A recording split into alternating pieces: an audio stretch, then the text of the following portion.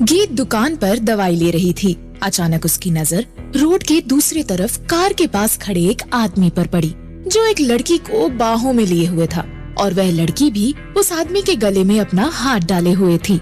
गीत को वह आदमी जाना पहचाना लगा और अचानक चौंकती हुई बोली, ये तो अहम है। नहीं नहीं, ये अभी यहाँ कैसे होगा? कहीं मैं फिर से सपना तो नहीं देख रही? उसने अपनी आंखों को रगड़कर साफ किया और दोबारा उस तरफ देखते हुए खुद में बड़बड़ाई, नहीं, ये तो अहम ही है। इस बार मैं कोई सपना नहीं देख रही, लेकिन ये एक लड़की के साथ यहाँ कर क्या रहा है?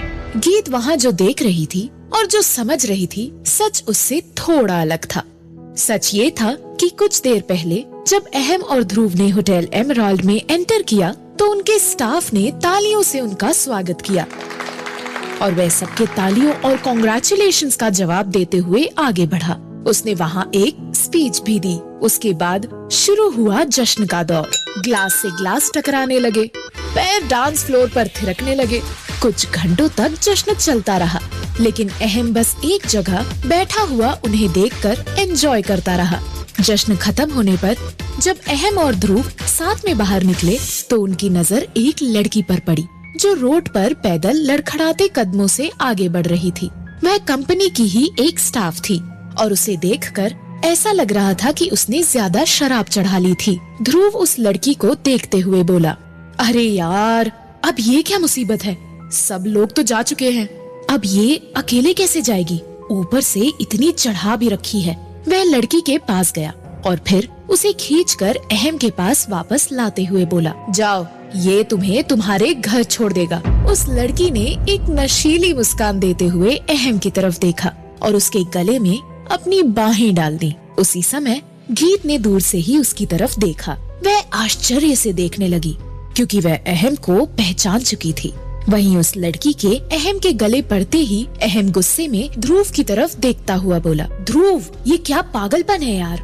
कहते हुए अहम ने उस लड़की का हाथ अपने कंधे से हटाया और धीरे से उसे ध्रुव की तरफ पुश किया। ध्रुव ने उस लड़की को संभालते हुए कहा, अहम यार, बेचारी कहाँ जाएगी इतनी रात को? छोड़ देना इसे इसके घर। तभी अहम ने उसकी तरफ अपनी गाड़ी की चाबी बढ़ाते हुए कहा, तुम ही छोड़ दो इसे। ध्रुव बोला, अरे यार, मैंने भी हल्की पी रखी है, रास्ते में कुछ हो गया तो? कहते हुए उसने उस लड़की को वापस अहम की तरफ पुश कर दिया।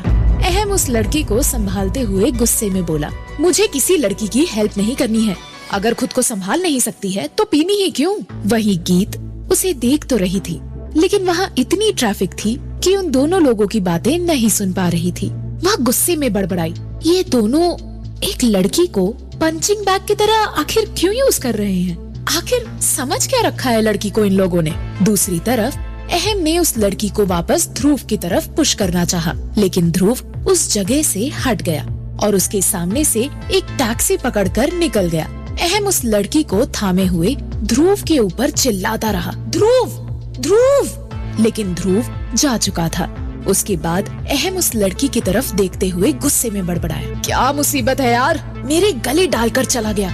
अंत में ना चाहते हुए भी अहम ने उस लड़की को अपनी गाड़ी में बिठाया और खुद ड्राइविंग सीट पर बैठा। तभी वह लड़की सीट से सरकते हुए गाड़ी से बाहर निकली और उल्टी कर दी। अहम को गुस्सा बहुत आया, लेकिन उसने किसी तरह से खुद को कंट्रोल कर लिया। उसने उस लड़की का हाथ पकड़कर वापस गाड़ी में बिठाना चाहा, लेकिन उस लड़की ने अहम के गले में हाथ डालकर झूमते हुए कहा, तुम बहुत हैंडसम हो यार, कितना ध्यान रखते हो मेरा। मैं उसे चूमने के लिए आगे बढ़ी। तभी अहम ने गुस्से में एक जोरदार थप्पड़ उसके गाल पर जड़ दिया। वही गीत जो दुकान पर खड़ी थी, उसने अहम को उस लड़की को थप्पड़ मारते देखा तो उसे थोड़ा अजीब लगा और गुस्सा भी आ गया।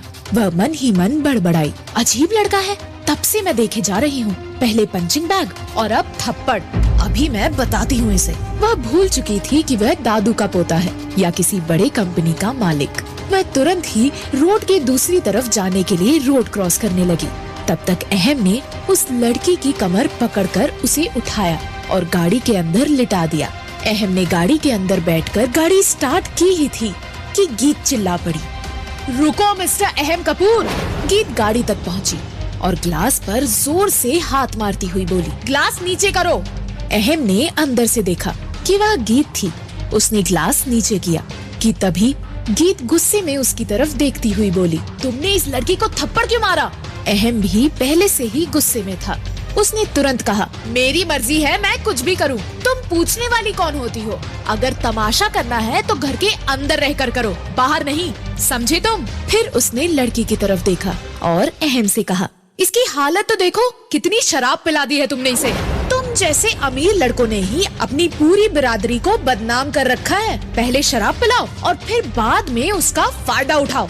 बड़ी कंपनी के मालिक हो तो क्या कुछ भी करोगे लड़कियों के साथ? अहम को गीत की ये बात सुनकर और गुस्सा आया और उसने कहा, मैं कुछ नहीं बोल रहा हूँ, इसका मतलब ये नहीं है कि तुम कुछ भी बकवास करती जाओगी। जाओ और अपने काम से काम रखो। गीत चिढ़ती हुई बोली, अच्छा तो मैं बकवास कर रही हूँ? और नहीं तो क्या, तुम मुझसे पूछने वाली होती कौन हो? मैं भी तो तुमसे पूछ सकता हूँ कि इतनी रात को तुम यहाँ मेन रोड पर आखिर कर क्या रही हो? कहीं कुछ गलत धंधा तो नहीं करती हो? ये सुनते ही गीत का गुस्सा 7वें आसमान पर पहुँच गया। वह चिल्लाते हुए बोली, तुम्हारी हिम्मत कैसे हुई मेरे बारे में ऐसे बात करने की? अहम ने उसकी बातों पर ज्यादा ध्यान नहीं दिया और अपनी गाड़ी आगे बढ़ा ली। गीत पीछे से गुस्से से चिल्लाते हुए बोली, बदतमीज, छिछोरा। अहम आगे बढ़ गया था। गीत गुस्से में बड़बड़ाई, मैं इसे नहीं छोड़ने वाली। ऐसे लड़के को मैं सबक सिखा कर रहूंगी जो लड़कियों को सिर्फ काम की वस्तु समझते हैं। बड़ी कंपनी का मालिक है तो क्या हुआ, अगली बार मिलो, मैं बताती हूँ कि लड़कियाँ क्या होती हैं। वह गुस्से में पैर पटकते हुए वापस लौट गई। वहीं अहम थोड़ी दूर बढ़ा ही था कि तभी कुछ याद आते ही अचानक से गाड़ी में ब्रेक लगाते हुए खुद में बड़बड़ाया, अरे यार, मुझे तो इस लड़की से दादू के बारे में बात करनी थी और मैं उल्टा इससे झगड़ा कर बैठा। पता नहीं अब ये मेरी बात मानेगी भी या नहीं। अब अहम गीत को दादू की सेवा के लिए कैसे मनाएगा? गीत अहम के विरुद्ध क्या कदम उठाने वाली है?